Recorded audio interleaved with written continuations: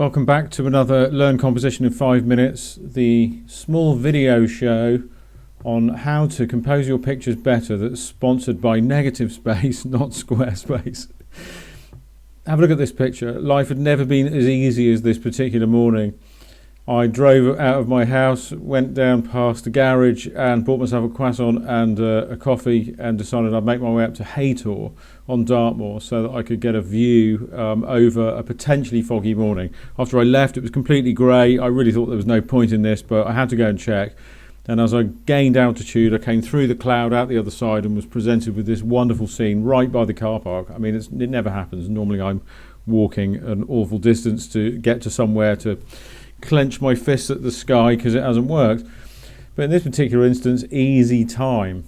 Right, now what I want you to do is have a look at it, and let's also talk about its components. Firstly, the image is taken out of, I think it's about 8 composite parts and stitched together using my my favourite stitching software, which is called PTGUI.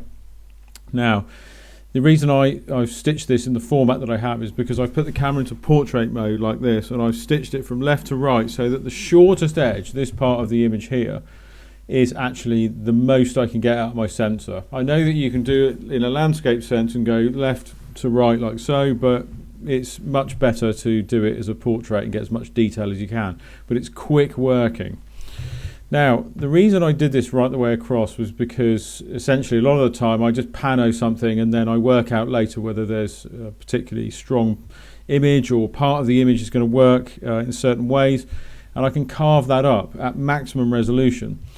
Now, if you look at this, firstly, I think this is probably the most important point, is that the left-hand side is way stronger than the right-hand side, and there's a 3x2 image lurking in and among the panorama itself.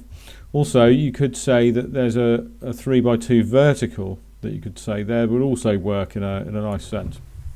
So that's 2 images out of the 3 that we now have that have been identified. Now, if you look at this part of the image from here to here, and imagine this being a separate picture, it's relatively boring simply because this field structure doesn't really do very much, whereas the left-hand side seems to offer so much more. But the reason it works as a panorama is because of this. Look, is because of this. I'll map out the basics of it. Look, there's a rule of thirds here that goes right up through the picture, and that's where the depression in the cloud inversion is at its lowest section.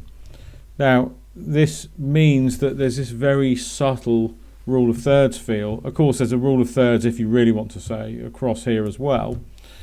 Not so much of the sky, of course. You can see there, if we look across the sky, it's probably a rule of fifths or something like that. But it feels comfortable. And the reason why I didn't go any higher was literally because the clouds started getting really scratty above. But the main thing is, if I just unpick all of these stages again, is that the subtlety is enough to hold you in as you can then go around and explore the picture in different ways. Now, the tide came in. This was actually like a very gentle wave that was coming out the camera like this, and before you know it, I was completely engulfed in fog. And then, to my surprise, it actually did the opposite, and it pulled back down the hill again, and the fog was coming over the hill to my left-hand side, which, again, wasn't photogenic. And I couldn't better this pre-dawn shot with anything else I tried that morning. The sun came up, it was in and among here, this orangey sort of area, and didn't come to much, really. There was no direct light. So that just proves a very important fact that getting there pre-dawn, like 45 minutes before sunrise, is often the very, very best thing that you can do for a landscape shoot. So a subtle image we can take into a portrait, into a landscape, and certainly enjoy as a panorama.